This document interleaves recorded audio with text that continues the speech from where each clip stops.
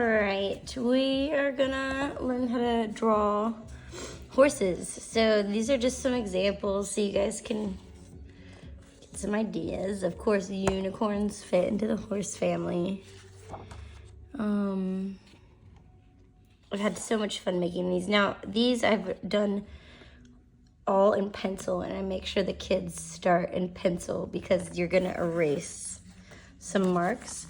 But this is what it looks like, all of the steps before you erase. Which I'm gonna do mine in oil pastel so you can see. Notice this mane is flying back in the wind. This one is down, relaxed like that. But the pencil lines I would have the kids erase for this project is this one, some of this one, and a little bit of this one. You'd still want to leave some of that cheek there. You can see, you don't want to completely erase it, but some of that one there. Oh, and this one here where the ear.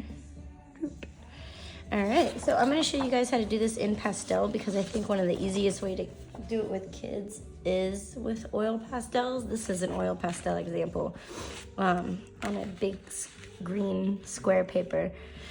So I'll show you guys how to do this with pastels. I'm going to use just some ones I have at home. I'll do brown.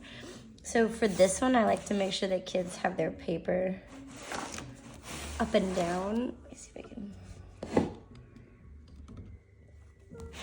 All right, well, that'll do.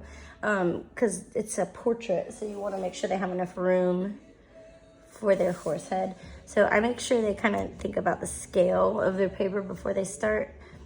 So up in this top corner here, you're gonna have them start with a pretty big circle. And it helps if you have an example for this one to show them.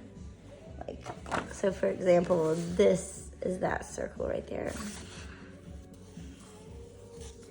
All right, and so once they have that circle, you're gonna tell them to come down just a little bit, not too far, because this is the horse's face and snout.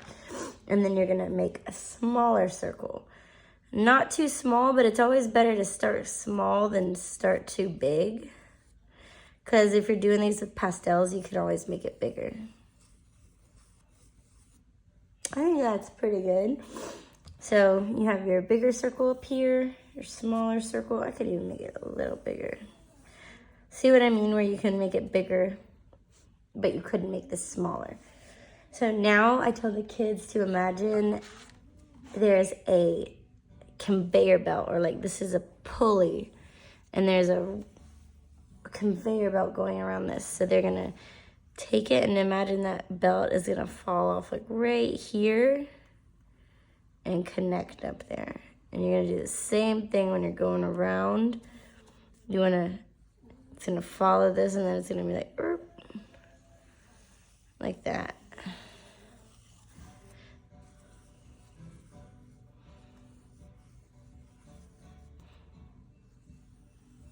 All right, now the next part is the ear, or both of the ears. I like to tell them, imagine they're coming up here, and they're gonna put a line that's gonna try to reach up here.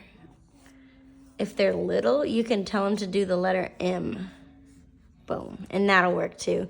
But if they're a little bit older, they could probably figure this out. So they're gonna do that line that comes there, and then you're gonna curve line and come back in. And that is our horse's ear. And then the other one is kind of peeking out behind it. So they want to start halfway down where they did that ear and put a line that points up off the paper and curves back down.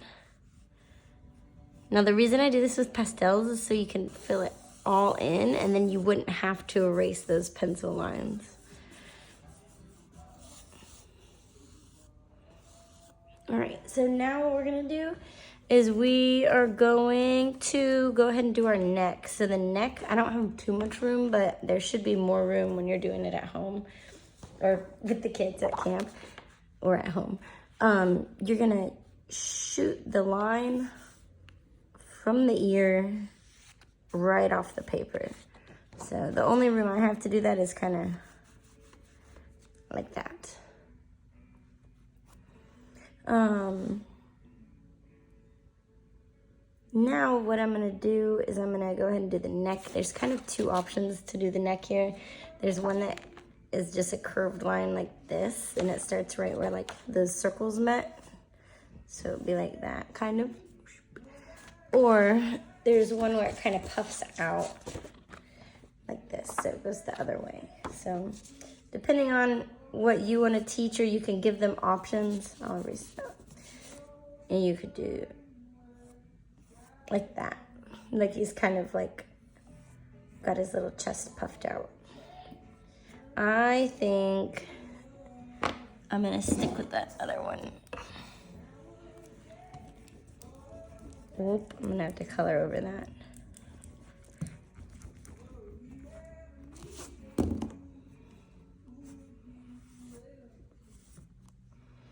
All right, so this is a brown horse here. I'm gonna use a black or a different color now to do my details, like my eye.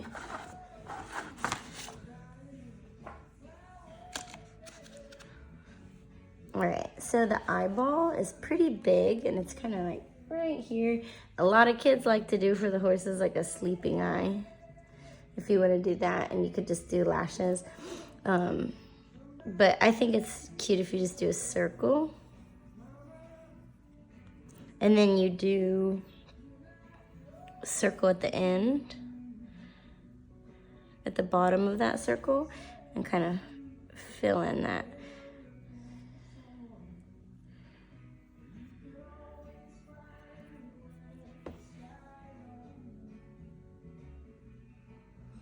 Some boys like to add little eyebrows, or girls too, or you could add eyelashes. You could add like a little corner here to add some detail. But that's pretty much the eye. And then the nose, Farmer Sue taught me this super easy hack for the nose. It looks kind of like the number 6. So she kind of like puts in a little,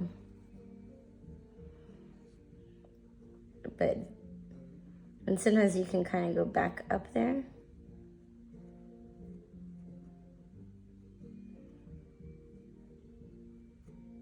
Like that.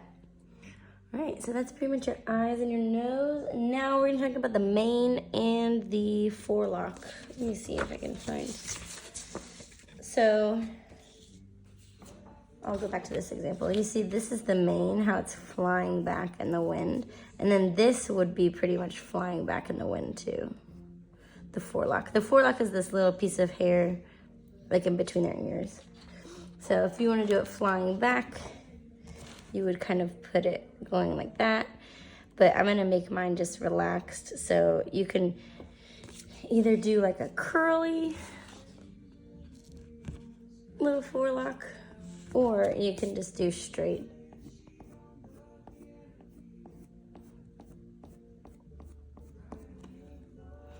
So I got my forelock, and then now I'm gonna do my mane. The mane kind of starts like right where the ears hit the neck. So since I did just straight lines, I'm just gonna copy that. And the hair, the kids don't understand like that the mane goes all the way down the neck.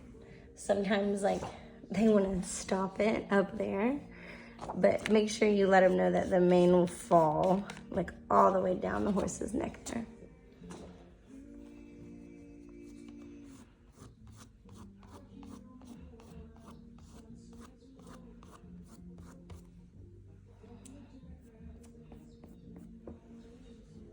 All right, and that's pretty much the basics of the horse.